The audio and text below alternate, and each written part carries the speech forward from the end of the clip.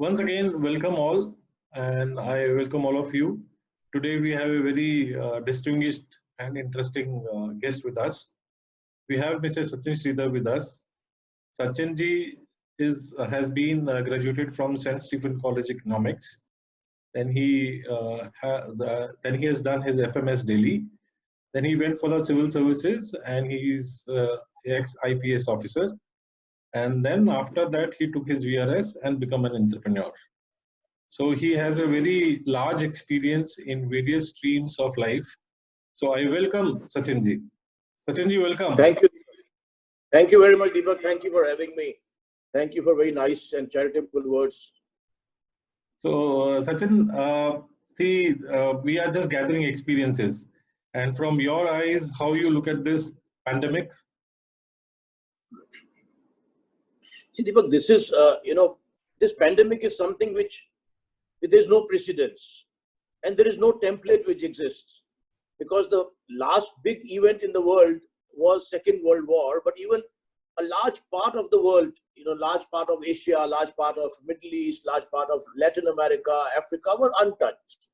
But this is the first time in the human history when everything is locked down. All geographies, all people, all status people, even if you have a helicopter parked, your personal helicopter parked outside your house, you'll still be scared of going out and doing your business. So it's a very unique situation. It's as they say, it's a very challenging time. It's also a very interesting time. It will have its repercussions. But yes, to say someone that we all know what's going to pan out after that, that will be wrong. I'm reminded that recently, Charlie Munger gave a long interview to Wall Street Journal, in which the interviewer noted that in 1 hour, Charlie Munger used, 58 times. That means one time a minute. So we will have to play by the ear and we have to see how things roll out. But what we can right now do is to make educated guesses and be prepared for different kinds of scenarios which will come. So Sachin, we're coming back specifically, how, the things around us and the environment about us. What do you think how this pandemic is going to spread out or maybe become faded? So what is your view on that? And specifically for, the industrial environment here in India?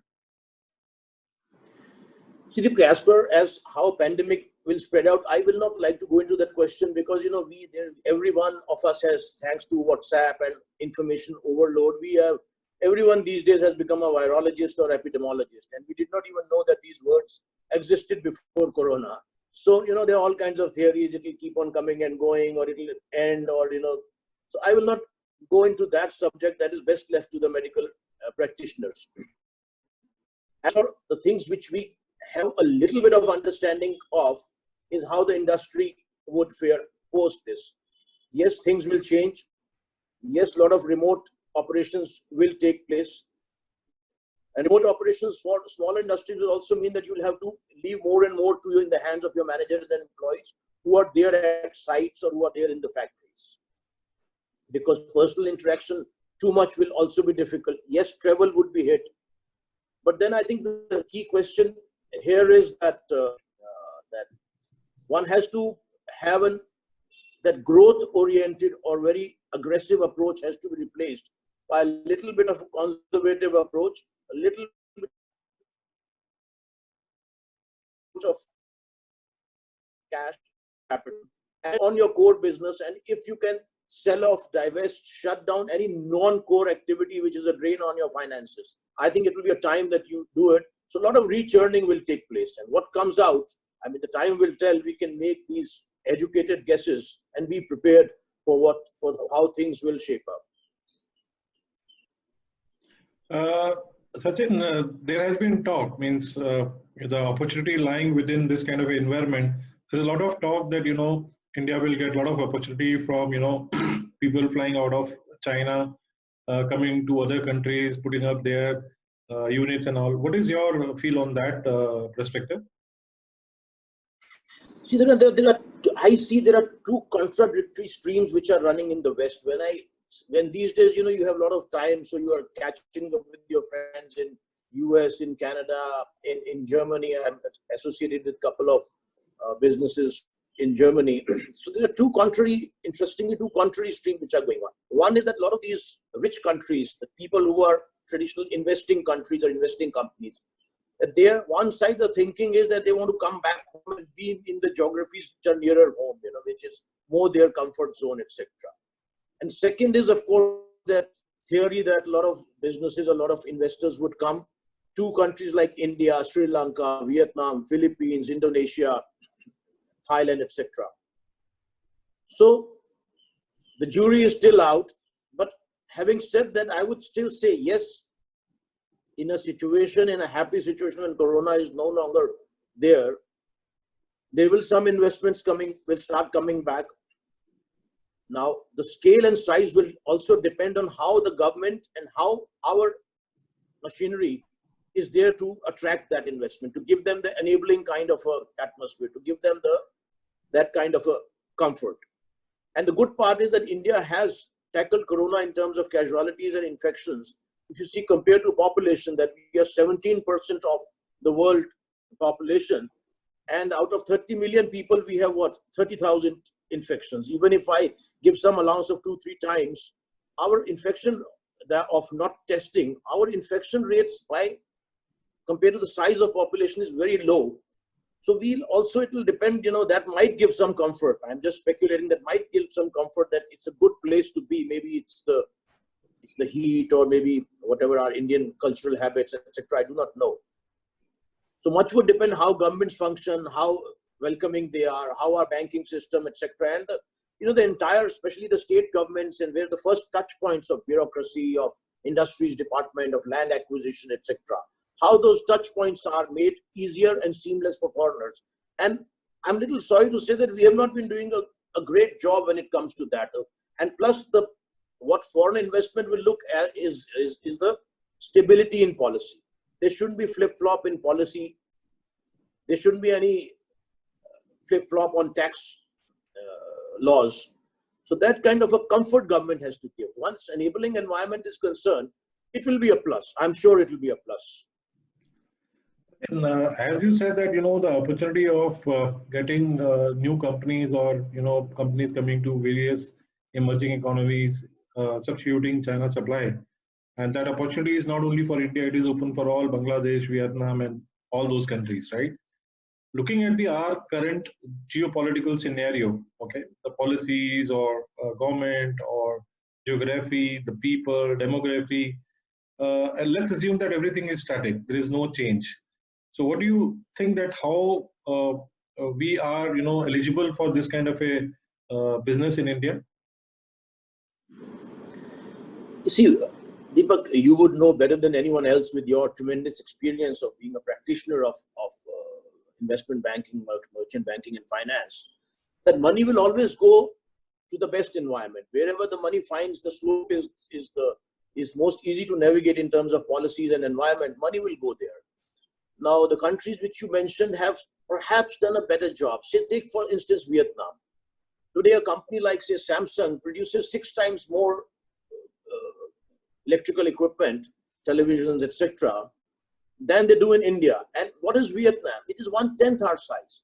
Take Bangladesh. We helped liberate that country, And when we talk of Bangladesh, we think that's a very poor country. But over the years, they have made tremendous progress in terms of education, sanitation, infant mortality. And today, their textile exports are much more than India. See how our textile, you are from Western India, you're from Mumbai, how our textile industry over the years has kind of shriveled and shrunk. Whereas Bangladesh, they have been able to play that labor arbitrage. Though I'm not a great votary of labor arbitrage. So what I mean to say is our government system, the enabling system, has to be more welcoming, has to be more open-minded. And this, colonial mindset of bureaucracy, I have been part of it till 1999. So I have spent around 15 years in bureaucracy and around 21 years now as an entrepreneur, as a business person. So unfortunately, with the changing of time, digitalization, and businesses becoming very science, technology oriented, and very process oriented businesses have become very transparent. These days, you have no place to hide in the marketplace. Unnatural profits which used to come earlier are gone. Unfortunately, with that mindset, the government bureaucracy, etc., have not kept pace with that. The mindset is either extremely socialist, or the mindset is also very sahib, I am the big sahib, and the businessman is by and large a person of, I don't want to use the word, others say, yeah, businessmen to thode se aise hote hain, chor hote hain, So unless that mindset, so my first suggestion to government would be that first touch point of all domestic investors or all foreign investors should not be the mainstream government. It should be government hired private experts who understand, who have been practitioners of finance, trade, commerce, businesses, logistics, who should be the first touch point. Because the moment, your first touch point, when you go to say you go to a particular place, say you're going on a holiday, the moment you get down from the plane, if a taxi driver kind of tries to fleece you, you always will have a bad feeling about that place, even though you are going to a very nice destination. So it is how you welcome the investor that becomes important. The first touch point is very important, according to me. Well said, Sachin. One question I would like to know, see, there is a lot of flight of labor from various states to their home states, and we all are facing every day in the news that that migrants are moving from interstate and they're preferring go back to their homes. What do you think, how big this problem will be for industry, or is there no problem? I think, Deepak, this problem, we are looking at least a quarter, this problem will continue. Very interestingly, just half an hour back before this conversation of ours, I got a call from someone, a friend from Kanpur. Now, and he was complaining that he has some essential units producing milk, etc. He does packaging for some large brand. He said that sab worker nahi mil rahe, worker gaon dehat chale gaye, wapas nahi aa rahe. So now normally you would say Kanpur should not have problem of workforce. So this 1 quarter or 2 quarters, this challenge would be there. The moment this lockdown opens, a lot of workers will have, again, once you come in touch with your mortality, you want to go back home, go back to your village, go back to your gaon, go back to your mulak, as they say. A lot of workers, the moment this lockdown opens, they will like to once go back to their villages, meet their families, meet their parents, meet their wives, if their wives are not there. So my feeling is this would last a quarter or 2 quarters. We are already seeing it at 20th April in some areas in North. Our construction sites have opened, but we are seeing that, yes, there's a reluctance on part of the workers to come back. They're sitting wherever they are sitting. So that problem would be there, and we will have to address it. So I'm not seeing a V-shaped recovery, given all kinds of challenges, including the workers, and that will be one of the lesser challenges compared to the finance, etc. It'll be a challenge for two quarters, I would say.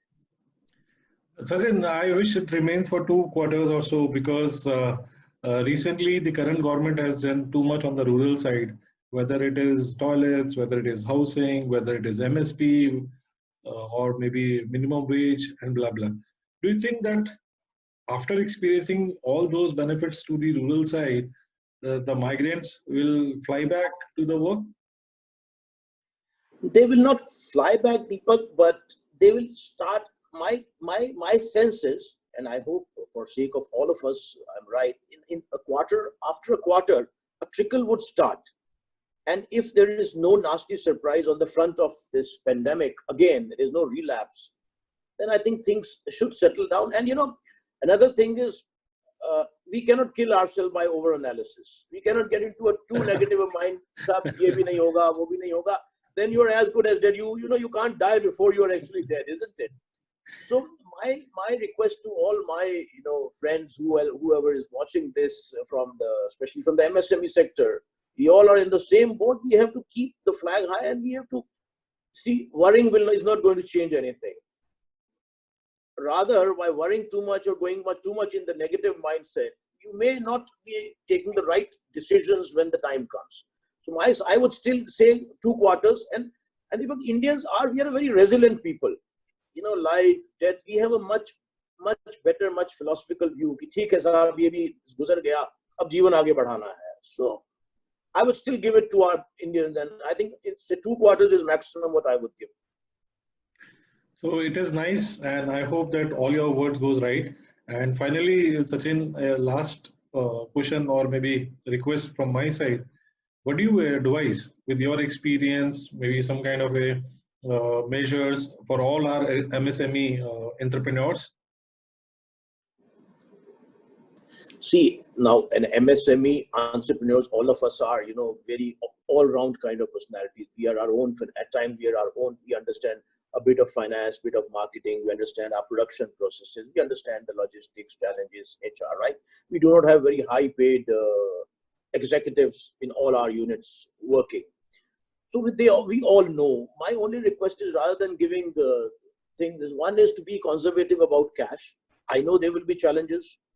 A lot of your vendors, a lot of our people are already finding excuses not to pay up. Sab corona hai, even if they have money, everyone will get into that thing. I know there will be trouble. Government is stepping in, they're doing something. It's a process, and I'm sure government's hands will be tied. They will have to give us more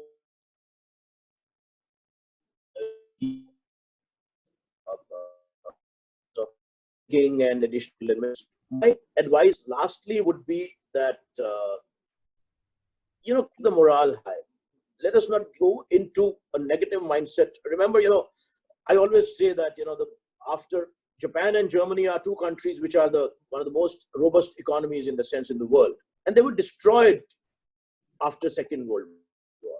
They were physically destroyed. At least our machineries, factories, houses, shops, construction sites are still not physically destroyed.